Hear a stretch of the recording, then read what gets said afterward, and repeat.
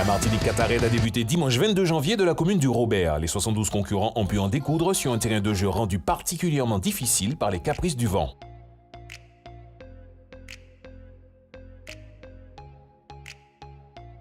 Les nerfs et le physique de chaque coursier a été durement sollicité. Aujourd'hui, pas de course, séjournée détente ou mieux encore de revue du matériel.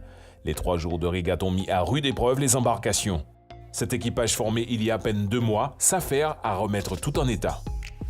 Alors ces 3 premiers jours n'ont pas été évidents pour nous, vu que c'est quand même une prise en main du bateau, parce qu'on a commencé il y a à peine 2 mois, le Bicat. Donc on a eu un peu de casse, on a cassé déjà 2 dérives, et les réglages on ne les a pas encore bien trouvés. Donc on est là aujourd'hui pour essayer d'optimiser pendant notre jour de repos, essayer d'avoir des bons réglages pour repartir jeudi. Ce qui m'a motivé à venir dans cette compétition, enfin qui nous a motivé à venir dans cette compétition, c'est surtout de pouvoir progresser rapidement, puisque se confronter au meilleur, c'est quand même la meilleure façon de progresser. Et c'est pas évident de tout assimiler d'un coup pour pouvoir tout refaire.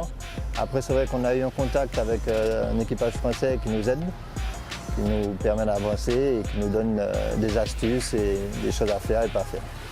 Emeric et Hervé évoluent dans la classe Formule 18, la classe la plus active dans le monde et la plus populaire. Ces 2 jeunes pousses sont confrontés aux concurrents sur un plan d'eau où les règles sont très strictes. Pour une manifestation comme la Martinique Catared qui se veut une manifestation de grande envergure et à qui on veut donner une ampleur, je vais être prétentieux, je dirais internationale. Les juges que nous sommes, puisque le corps arbitral est composé de plusieurs composantes, dont le jury, que je préside. Le jury est là pour faire appliquer les règles. Nous sommes les policiers en fin de compte et les juges, puisque nous prenons des décisions, nous sanctionnons des coupables, puisqu'il y a des coupables parfois qui n'ont pas respecté les règles, et notre travail c'est justement de les sanctionner. On dit que dans les grandes compétitions, il n'y a pas beaucoup de réclamations parce que les coureurs connaissent les règles.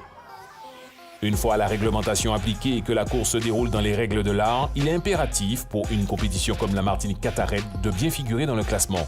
Comment est-il établi? Quand une régate se déroule, il faut publier les résultats. Il y a un classement. Nous devons envoyer obligatoirement ces résultats à la Fédération française de voile.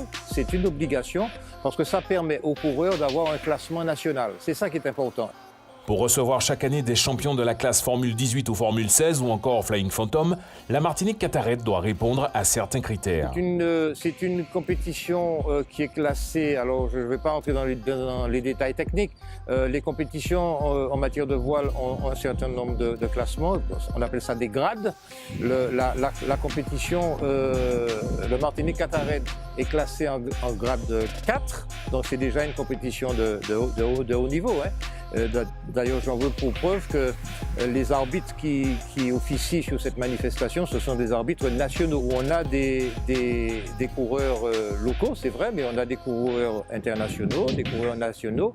Et comme je vous dis, c'est vrai que c'est une régate qui j'espère, va perdurer dans le temps et faire en sorte que la Martinique soit sur les feux de l'actualité, même une fois par an, mais au moins sur les feux de l'actualité. Tout est fin prêt pour la reprise des hostilités. Demain, les 72 concurrents nous emmènent au marin. Retrouvez donc votre magazine toujours à la même heure, 19h55 sur ATV. À demain.